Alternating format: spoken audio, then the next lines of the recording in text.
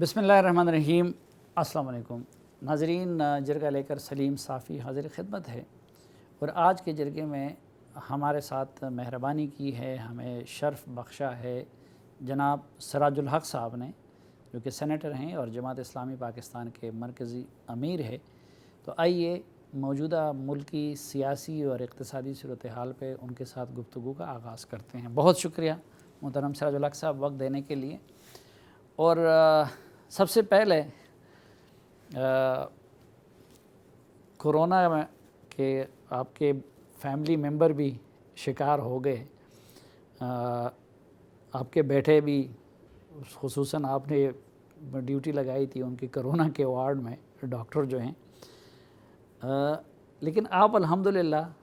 ابھی تک بچے ہوئے ہیں، اور اللہ آپ کو بچا کے رکھے، کیونکہ موومنٹ تو زیادہ آپ کی ہے۔ تو کیسے ابھی تک بچے ہوئے ہیں خود؟ بسم اللہ الرحمن الرحیم۔ دیکھیے، پہلی بات تو یہ ہے کہ اس میں میرا ذاتی کوئی کمال نہیں ہے، احتیاط ضرور کرتا ہوں، لیکن سب سے مؤثر چیز دعا ہے، دعا ہے۔ اور تقدیر کی لکیریں ہیں وہ اپنے اپنی جگہ پر موجود ہے۔ جس طرح موت کے بارے میں کسی کو پتہ نہیں چلتا، اب صحت مند ہو یا بیمار ہو، اس سے اس کا کوئی تعلق نہیں ہے، اس طرح اس چیز کے بارے میں، اس لیے کہ بہت سارے ایسے لوگوں کو میں جانتا ہوں جو بہت زیادہ احتیاط کرتے تھے، وہ شکار ہو گئے۔ بہت سارے ایسے لوگ تھے جو بالکل احتیاط نہیں کرتے تھے، لیکن وہ اب تک محفوظ ہے، اللہ ان کو محفوظ رکھے۔ لیکن آپ کی بات صحیح ہے کہ میرے بہت سارے دوست، بہت سارے رشتہ دار، بہت سارے جماعت اسلامی کے کارکنان، اور خاص کر ہمارے ڈاکٹرز یہ شکار ہو گئے ہیں، اور ظاہر ہے جو پاکستان میں ہو رہا ہے وہ ہمارے ساتھ بھی ہو رہا ہے،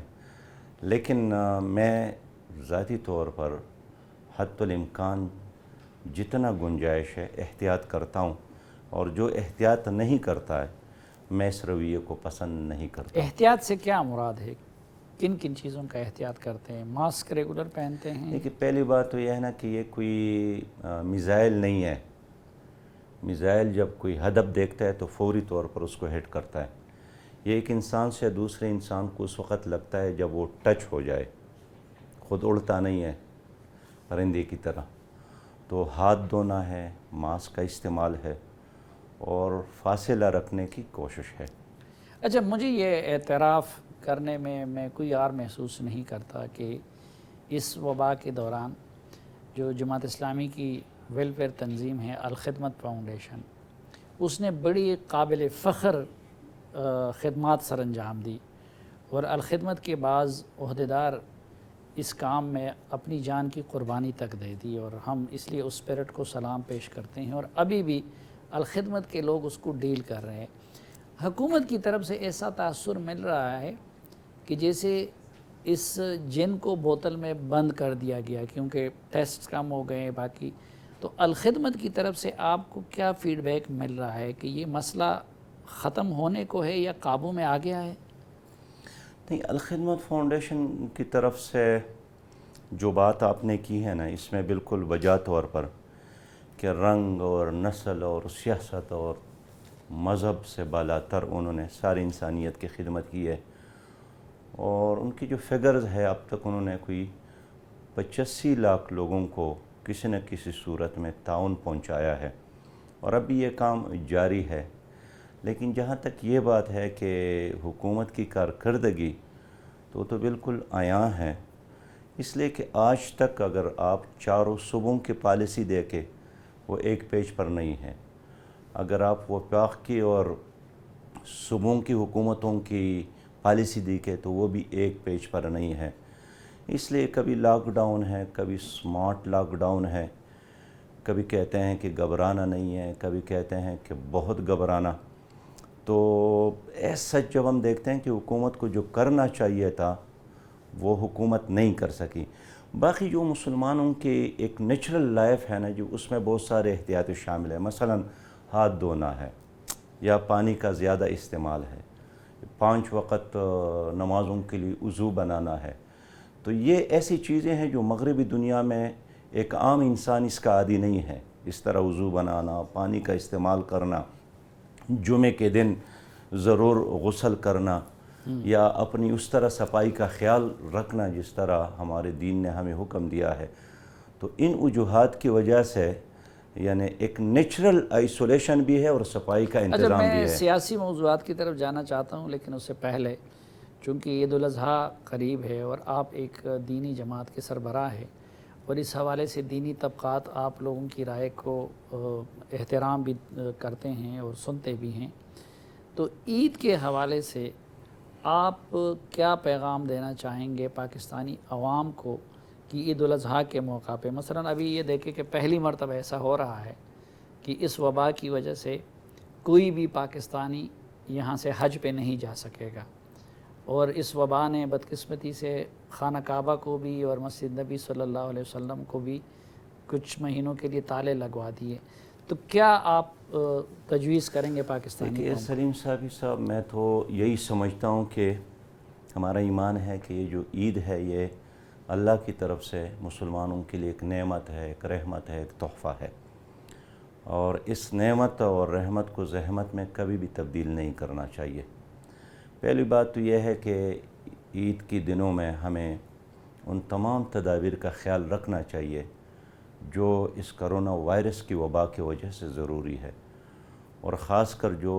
قربانی کی جگہ ہیں وہاں صفائی کا خیال رکھنا، وہاں آئسولیشن کا خیال رکھنا، اور یہ نہیں ہونا چاہیے کہ عید کے بعد اس وبا میں اضافہ ہو۔ عید میں دعائیں بھی کرنی چاہیے، اس لیے دعائیں قبول ہوتی ہے، لیکن ہم نے اپنے تمام کارکنان کو خاص کر الخدمت فاؤنڈیشن کے رضاکاروں کو یہ ہدایت دی ہے کہ وہ جہاں جہاں اجتماعی قربانیوں کا نظام ہے وہ اسی طرح کر لے کہ اگر ایک آدمی کو یہ فیسلٹی حاصل نہیں ہے بے شک اس کو فیسلیٹیٹ کر لے ایک جگہ پہ، لیکن وہاں فاصلہ رکھنا، وہاں ایک دوسرے کے ساتھ آئسولیشن کی بنیاد پر ڈیل کرنا اور ان تمام احتیاطی تدابیروں کا خیال رکھنا۔ آپ کی یہ بات صحیح ہے کہ اب سعودی عرب نے اگر حج پر پابندی لگائی ہے اور باہر کے لوگ وہاں نہیں جا سکتے ہیں، مقامی لوگ حج کریں گے، تو یہ ایسے بھی نہیں ہے کہ ان کی خواہش ہے، اس لیے کہ ایک طرف تو یہ ایک دینی فریضہ ہے، لیکن دوسرے طرف ان حج کے دنوں میں سعودی حکومت بہت زیادہ یعنی کماتی بھی ہے۔ یہ لاکھوں لوگ آ کر وہاں خرچ کرتے ہیں، وہاں پیسہ چھوڑ جاتے ہیں، اربوں ریال اور کربوں ریال کی ان کی آمدنی، ان کی کھربوں معیشت کا ریال ایک بڑا کی حصہ ان کی ہے۔ اسی چیز سے آمدنی ہے، اور اس لیے اب انہوں نے یہ بڑے شہروں کو خاصا جو فیسلیٹیٹ کیا ہے، ڈیولپ کیا ہے، ٹرین کا نظام اب انہوں نے مکہ اور مدینہ کے درمیان چلانے کا اہتمام کیا ہے، لیکن اس سب کچھ کے باوجود اگر انہوں نے باہر سے حاجیوں پر پابندی لگائی ہے تو وہاں کے علماء کرام سے فتویٰ لے کر، وہاں کی جو بڑے بڑے مفتی صاحبان ہیں ان سے فتویٰ لیا ہے، ویسے آنکھیں بند کر کے بادشاہ نے آرڈر نہیں دیا ہے، ایک پورا تیاری کی ہے۔ ہم تو اس کرونا کی وجہ سے اپنی مرضی سے گھروں میں بیٹھنے پہ مجبور ہو گئے، لیکن ایک قوم ایسی ہے کہ جس کو مودی سرکار نے گزشتہ سال کے اگست سے گھروں میں محصور کر دیا ہے اور مظالم کے تمام ریکارڈ انہوں نے توڑ دیے، اور آج یوم الحاق کشمیر بھی ہے، پاکستان کے ساتھ ان کے الحاق کا دن بھی ہے، لیکن اس دوران مودی نے الٹ کام کر کے اپنے ساتھ ان کا الحاق جبری کروا دیا اور پھر وہ اس جبر کے شکار ہیں۔ آپ کیا سمجھتے ہیں؟